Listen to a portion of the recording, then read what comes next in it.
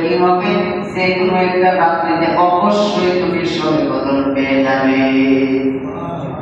কিন্তু ইবাদত তারপরে কাজ হয়েছে জুম করতে যদি আল্লাহ কয়ে দিয়েছে 27 তারিখ পুরো নাচে হয়েছে 27 তারিখ শবে কদর 27 তারিখ হলো আগুনের সামনে বছর শবে কদর আসি হইল না আসার মাসের চেয়ে উত্তম আসার মাস 1000 ইবাদত করেছে ইসলাম এক রাতের সমান মানুষ আরো উত্তম আরো বেশি।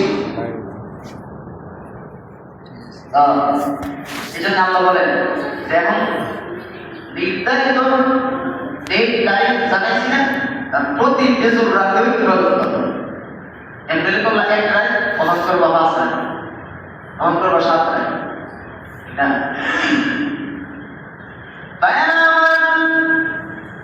এই কারণে আল্লাহ রাসূল বলেন 20-এর পর থেকে তোমরা ইতিকাফ করো কারণ আল্লাহ রাসূল জীবনে ইতিকাফ কোনোদিন ছাড়েন না।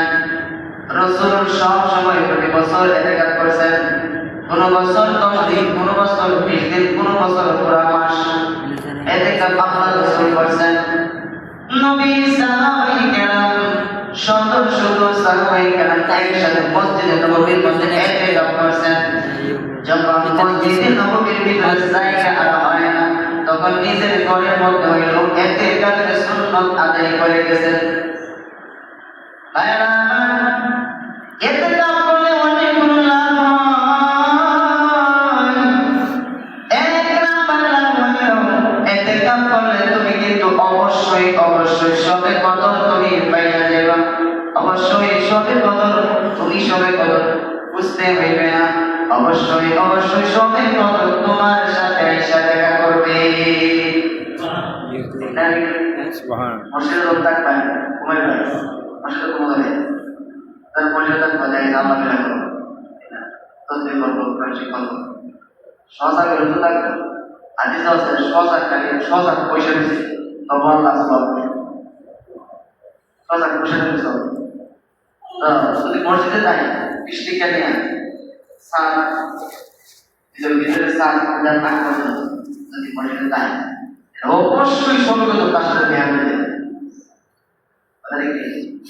ঠিক আছে আমরা 27 তারিখে আইসা 27 তারিখ প্রসিদ্ধ মুফাসসিরিন কেরাম মুহাদ্দিসিন কেরাম ব্যাখ্যা দিয়েছেন যে 27 তারিখে যে রাত পড়া কাজে রাত 27 নামাজ হয় না এর একটা মতামত বেশি দিচ্ছে গুরুত্ব বেশি দিচ্ছে এই রাতটা সর্বগত হইতে হবে নিশ্চিত না পূর্ব মহাদেশে এই রাতটাকে বেশি গুরুত্ব দেওয়া হয়।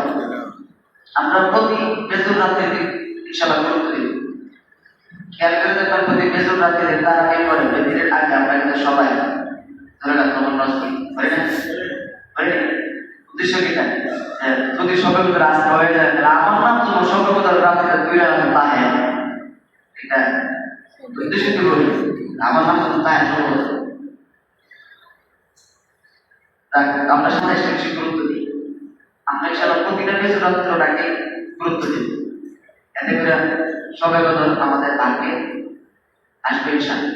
যদি একটা সবে কদর পাই 1000 মাসের চেয়ে উত্তম 1000 মাস ইবাদত করে যে সব এরকম সওয়াব আমরা মনে রেখেছি আল্লাহ কবিতা করুন আমিন। 2 নাম্বার কথা রমজান মাসে ইতিকাফ করো। ইতিকাফ করার দ্বারা আল্লাহ তাআলা তোমার পেছনের জিন্দেগির গুনাহ কাটা মাফ করিয়া দেন। মসজিদের মধ্যে তুমি অবস্থান করো ইতিকাফের নিয়তে প্রবেশ করো। ইতিকাফ শব্দের অর্থ হইল দুনিয়া থেকে আলাদা হয়ে যাওয়া, বিচ্ছিন্ন হয়ে যাওয়া, সবকিছু বাদ দেওয়া, দুনিয়ার লাথি মারা, আল্লাহর ঘরের ভিতরে 10টা দিন অবস্থান করা, আল্লাহর সাথে ভরসা নিয়ে তওয়াক্কুল করা, আল্লাহ এবং রাসূলের মহব্বতে ইতিকাফ করো। আল্লাহ রাসূল বলেন ইতিকাফকারীর পেছনের গুনাহ আল্লাহ তাআলা মাফ করিয়া দেন।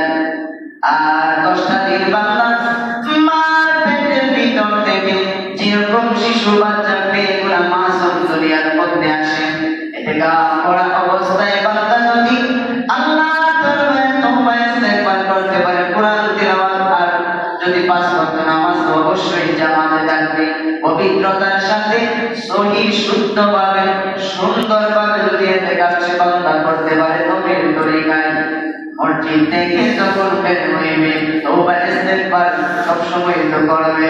আল্লাহ রাসূল বলেন মসজিদ থেকে যখন বাইর হইবে যেন বোঝা যাবে এই মুহূর্তে মার পেটের ভিতর থেকে বাইর হইছে। অর্থাৎ আল্লাহ তাআলা এরকম ভাবে বেগুনাহ মাসুম বানায়। আসেনি এটা আপনারা নিয়ত আসেনি ইনশাআল্লাহ।